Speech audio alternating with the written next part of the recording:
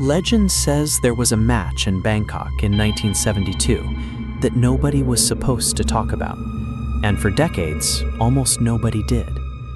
Her name was Nada Siriborn, undefeated, 31 fights, 0 losses, and she walked onto a mat in a backstreet gym in Bangkok and pointed directly at Chuck Norris.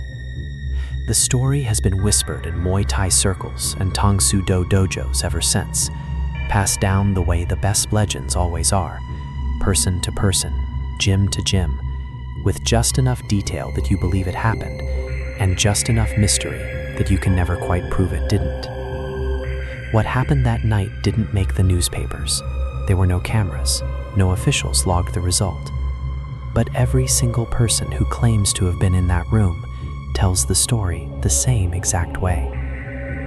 Bangkok in 1972 was not the Bangkok of tourist brochures. The city was a pressure cooker, politically tense, militarily complicated, alive with an underground culture that had its own rules, its own hierarchies, its own justice. And at the center of that underground world, especially in the fighting districts near Lumpini, there was a woman who had become something close to untouchable. Nada Siriborn had started fighting when she was 14. Not exhibition bouts, not controlled sparring, real Muay Thai. The kind where the ring is barely a ring, where the crowd is pressed so close you can feel their breath, and where there is no mercy extended simply because of who you are. By 1972, she was 20 years old, and she had never lost. Understand what that means. 30 challengers, seasoned veterans, and desperate up-and-comers, and every single one of them had left that mat worse than they arrived. She fought with a precision that older fighters described as almost surgical. Her teep, the Muay Thai push kick, was said to be so perfectly timed that opponents would feel it before they saw it. Her elbows came in at angles that seemed physically impossible until you were already bleeding. She didn't fight angry. That was what made her dangerous. She fought calm, methodical, like she was solving a problem, and the problem just happened to be you. Now, here's what you need to understand about Chuck Norris in 1972. He was well known in American martial arts circles, yes. He had tournament wins. He had a name. But outside of those circles, especially in Southeast Asia, he was largely unknown. In Bangkok, in Nada's world, he was a farang, a foreigner, a man who did not belong on a Thai fighting mat. Chuck had arrived in Thailand as part of a cultural exchange program connected loosely to the US military presence in the region. He was there to train, to observe, to absorb whatever the Thai masters were willing to share. He was quiet. He was respectful. He asked questions instead of making pronouncements. And that, ironically, is exactly what got him noticed. Word reached Nada that there was an American at one of the training camps outside the city, a man who moved differently than the other foreign fighters she'd seen. Quieter footwork, shorter reactions, a man who watched more than he talked. She was intrigued, and Nada Siriborn, when she was intrigued, issued a challenge. The message arrived through a trainer named Kasem, a barrel-chested man who had trained fighters for 2 decades and had personally watched Nada dismantle 3 foreigners in the past year alone. He delivered it without drama. She wants to know if the American will step on the mat with her. Exhibition only, no officials. Respect shown either way. Chuck's response, according to everyone who heard it. He nodded once, said he'd be there. The gym was a concrete building 3 streets back from a main road, the kind of place that has no sign outside because the people who need to find it already know where it is. By the time Chuck arrived, there were maybe 40 people inside. Trainers, fighters, a few local names in the Bangkok martial arts world. The air smelled like liniment oil and old canvas. 2 bare bulbs lit the center mat. Everything else was shadow. Nara was already there, wrapping her own hands with slow, deliberate care. She didn't look up when Chuck walked in. That was the first signal.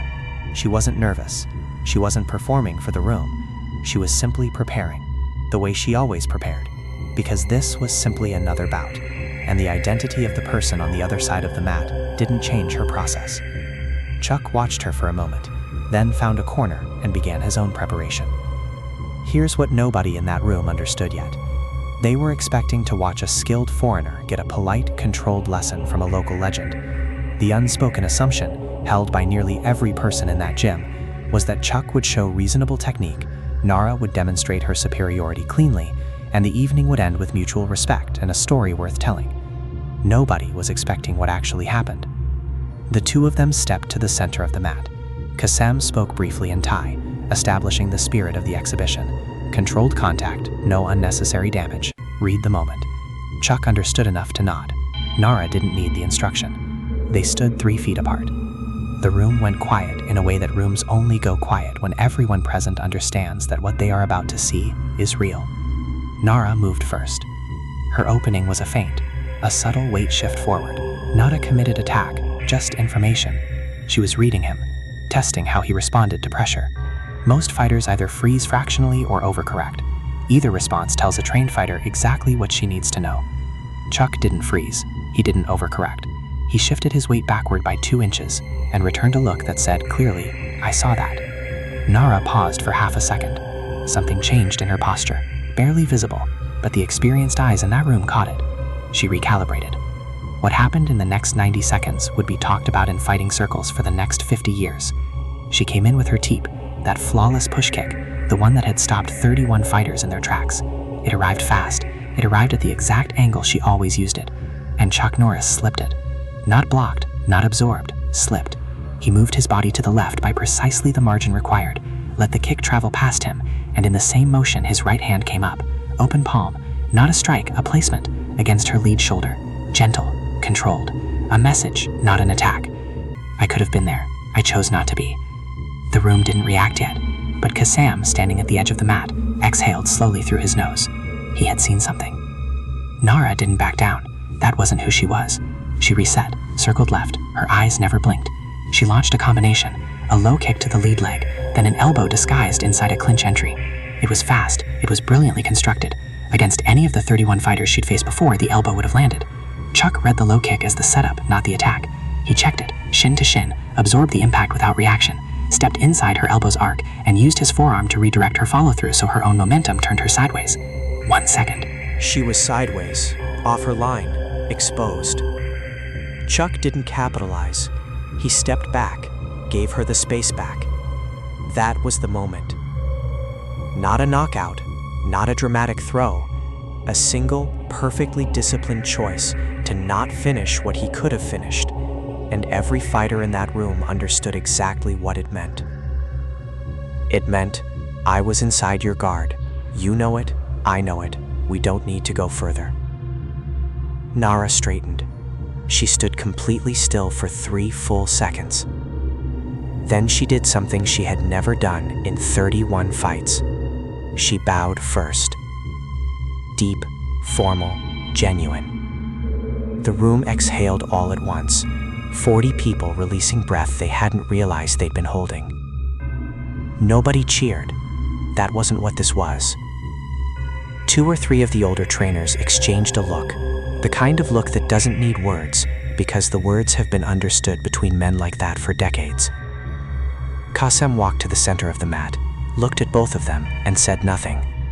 He simply placed one hand briefly on each of their shoulders.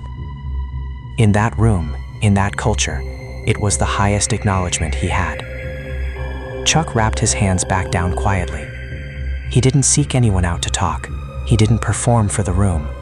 He accepted a cup of water from someone near the wall and drank it like a man who had just finished a training session, not a legend. Nara left without speaking to him directly, but she paused at the door, turned back once, and found him across the room with her eyes.